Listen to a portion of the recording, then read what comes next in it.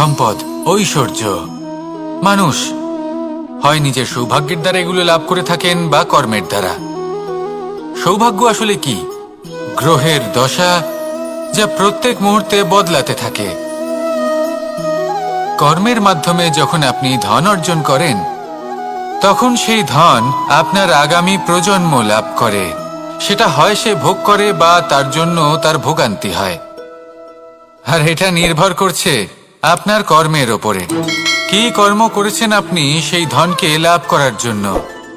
যদি আপনি সৎ পথে চলেন, নিষ্ঠা ভরে আপনি কর্ম করে থাকেন এবং তার ফলে আপনি ধন অর্জন করে থাকেন, তাহলে আপনার আগামী প্রজন্ম সেটা ভোগ করবে, সেটা প্রয়োগ করবে নিজের বিকাশের জন্য। কিন্তু যদি আপনি কুকর্ম করে থাকেন, কোনো রকম ছলনা করে থাকেন এই ধন লাভ করার জন্য, তাহলে 100% আপনার আগামী প্রজন্মকে এর জন্য ভুগতেই হবে। তাহলে আপনি কি চাইবেন? যে আপনার আগামী প্রজন্ম সুখ ভোগ করবে, নাকি আপনার কুকর্মের পরিণাম ভোগ করবে? নির্বাচন আপনারই। আসুন আমার সাথে ভালোবেসে বলুন, রাধা রাধা। লোভ আপনার অন্তরের আরো একটা শত্রু। দেখতে গেলে এটা একটা শব্দ, একটা সংস্কৃত শব্দ। লব ধাতু থেকে উৎপন্ন হয়েছে। এর অর্থ কিছু লাভ করা। কিছু লাভ করা অনুচিত নয়, আরো কিছু লাভ করাও অনুচিত নয়, কিন্তু সব থেকে বেশি আমি লাভ করব। আমি আরো চাই, আরো বেশি চাই, আরো বেশি পেতে চাই। এটাই হলো লোভ। আর এই লোভ যখন গ্রাস করে, তখন আপনি যা পেতে চান, সে ধনই হোক বা মানই হোক, তা অর্জন করার জন্য মানুষ যে কোনো স্তরে পৌঁছে যেতে পারে। যদি মানুষ ধন অর্জন করতে চান, তাহলে তার জন্য তারা অধর্মের পথেও চলতে পারেন। যদি সম্মান অর্জন করতে চান, তাহলে অন্য মানুষকে ছোটও করতে পারেন। শেষ পর্যন্ত আপনার এটা মনে হতে পারে যে যদি একটু অল্পই প্রাপ্ত করতাম, কিন্তু ভালোবেসে প্রাপ্ত করতাম, এই জীবন আরো অনেক বেশি সুখী হতো। লোভ আপনার জীবনে, আপনার মনে কখন যে প্রবেশ করবে সেটা আপনি জানতেও পারবেন না। তাই এটা চিনতে শিখুন আর তৎক্ষণাৎ জীবন থেকে বাইরে ফেলে দিন। যা কিছু লাভ করতে চান তা ভালোবেসে লাভ করুন, আর সেই ভালোবাসার সাথেই বলুন, রাধা রাধা।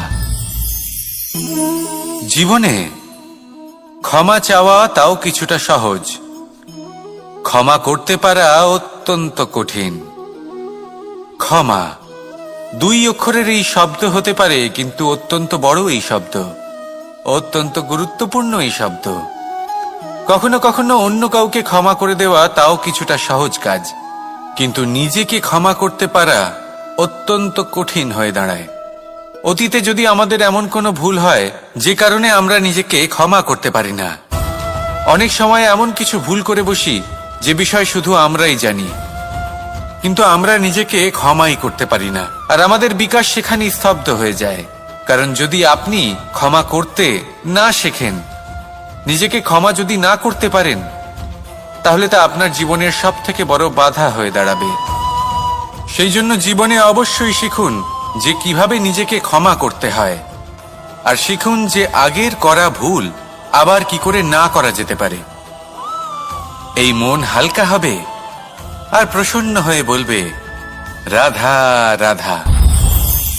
এই সংসারে যখনই কোনো সমস্যা আসে, তখন আমরা আমাদের সব থেকে বড় সম্বলের কাছে আশ্রয় খুঁজি, তা হলো আমাদের বিশ্বাস। এবার প্রশ্ন হলো এটাই যে এই বিশ্বাস কার উপর করা যেতে পারে? পরিবারের ওপর, বন্ধুর ওপর, নাকি তাদের ওপর বিশ্বাস করা উচিত যাদেরকে আমরা কখনো সঙ্গ দিয়েছি? দেখুন, এই সংসারে বিপদের সম্মুখীন হলে কে আপনাকে সাহায্য করবে সেটা নির্বাচন করা আপনার হাতে নেই। সেটা সেই সকল ব্যক্তির উপর নির্ভরশীল যে তারা আপনাকে সাহায্য করবে নাকি করবে না। অর্থাৎ যখনই কোনো বিপদ আসে, সর্বপ্রথম তার সম্মুখীন আমাদের নিজেকেই হতে হয়, আর তার জন্য প্রস্তুত থাকা প্রয়োজনীয়। সেই শক্তি, সেই সাহস অর্জন করা প্রয়োজনীয়। দেখুন, যখনই অন্ধকার আসে, তখন সবার আগে কে আপনাকে ত্যাগ করে চলে যায়? আপনার নিজেরই ছায়া।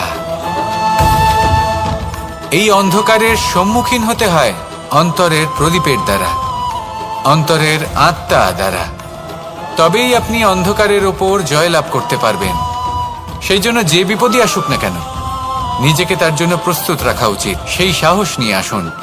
এমন কোনো বিপদ নেই যা আপনাকে ভেঙে দিতে পারে।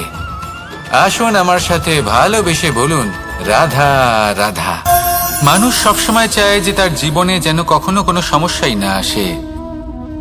সে চায় তার জীবন যেন শুধুমাত্র শান্তি এবং সুখের দ্বারা পূর্ণ থাকে। কিন্তু এই চাহিদা অনুচিত কিছু নয়। আমরা সবাই এটাই চাই যে জীবনে সুখ থাক, শান্তি থাক।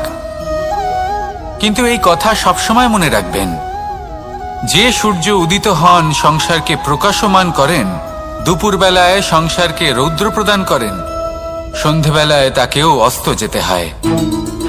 এবার আমাদের জীবন চক্র কিছুটা এরকমই। কোনো কিছুই চিরকাল একরকম থাকে না। কখনো এই নদীকে দেখুন যা বয়ে চলেছে। এই নদী যা বয়ে চলেছে তার পথেও অনেক বিপদ আসে। বড় বড় পাথরের সম্মুখীন হয়ে তাকেও সামনে এগিয়ে যেতে হয়। একটি পুকুর যা চারদিক থেকে ঘেরা, তার জীবনে কিন্তু কোনো সমস্যা নেই। কিন্তু এই সংসারে পুকুরের পুজো করা হয় না, পুজো করা হয় নদীকে।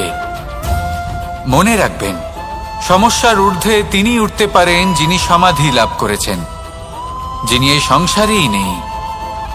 যিনি এই সংসারে আছেন এবং জীবিত আছেন, তার জীবনের সমস্যা হলো শ্বাসবায়ুর মতোই গুরুত্বপূর্ণ। আসুন আমার সাথে ভালোবেসে বলুন, রাধা রাধা। আজ আমি আপনাকে একটা ছোট্ট কাহিনী শোনাবো। একবার আমি, রাধা আর দাদা আমরা তিনজনে মিলে লুকিয়ে একটা উপবনে গেলাম আম পেড়ে খেতে। অনেক পরিশ্রম করে আমরা ওখানে পৌঁছলাম আর আমরা আশ্চর্যচকিত হয়ে গেলাম এটা দেখে যে এবার তো আম পাকেইনি। এবার দাদা কি করলেন, একটা আম পাড়লেন আর সেটা চাখলেন, আর উনি নিরাশ হয়ে পড়লেন। উনি বললেন যে এটা তো খুবই টক। তারপর রাধা একটা আম পাড়লো আর সেটা চেখে দেখলো, আর রাধা উৎসাহিত হয়ে পড়ল। আমি রাধাকে জিজ্ঞেস করলাম, কি হয়েছে, তুমি এত উৎসাহিত কেন? তখন রাধা বলল যে এবার এত বেশি টক আম হয়েছে যে এগুলো দিয়ে আমরা আচার বানাবো।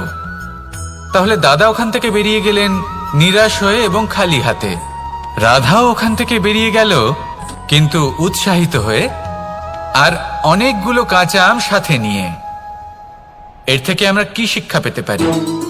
যে প্রত্যেকটা স্থানে এমন কিছু রয়েছে যেখান থেকে আমরা কিছু একটা শিক্ষা লাভ করতে পারি, যা আমাদেরকে বিকাশের পথে নিয়ে যেতে পারে। এই শিক্ষা প্রত্যেক স্থানে আছে। সবকিছু আমাদের দৃষ্টিভঙ্গির উপর নির্ভর করছে।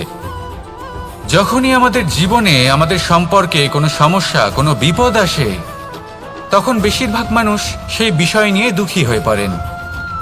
আর কিছু মানুষ এমনও থাকেন যারা শেষ পর্যন্ত তার সমাধান করেন, বিপদকে পরাজিত করেন, সম্পর্কগুলিকে আবার জুড়ে দেন। যদি আপনি সুখের খোঁজ করেন তাহলে আপনি সুখ অবশ্যই পাবেন, প্রসন্নতা অবশ্যই পাবেন। যদি আপনি দুঃখ খোঁজেন তাহলে দুঃখ অবশ্যই পাবেন।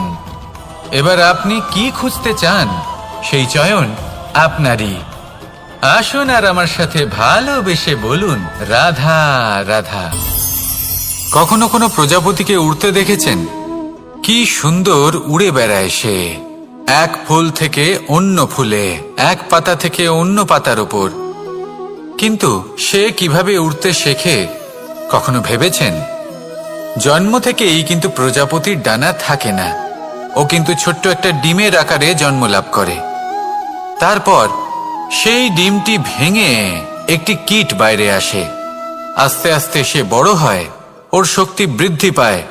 তারপর সে সেই কীট দশা ত্যাগ করে নিজের ডানাগুলি মেলে। এই প্রক্রিয়া তার কাছে সরল নয়, অত্যন্ত যন্ত্রণাদায়ক প্রক্রিয়া, কিন্তু সে সেই যন্ত্রণা মেনে নেয়। আর তারপর আস্তে আস্তে সে উড়তে শেখে। শুধুমাত্র আকাশে উড়ে বেড়ায় তা নয়, আমাদের মনের মাঝে উড়ে বেড়ায়। এবার এই ডিম থেকে প্রজাপতি হয়ে ওঠার যে যাত্রা, এটা যতটা কঠিন, ততটাই কঠিন হয় এই সংসারে শ্রেষ্ঠ কর্ম করা, ততটাই কঠিন হয় এই সংসারে মহান হয়ে ওঠা। সেই জন্য প্রয়োজনীয় প্রচেষ্টা এবং সময়। নিরন্তর প্রচেষ্টা করতে থাকুন, পর্যাপ্ত সময় নিন এবং আপনি নিজেকে এই আকাশে উড়ন্ত অবস্থায় পাবেন। আসুন আমার সাথে ভালোবেসে বলুন, রাধা রাধা।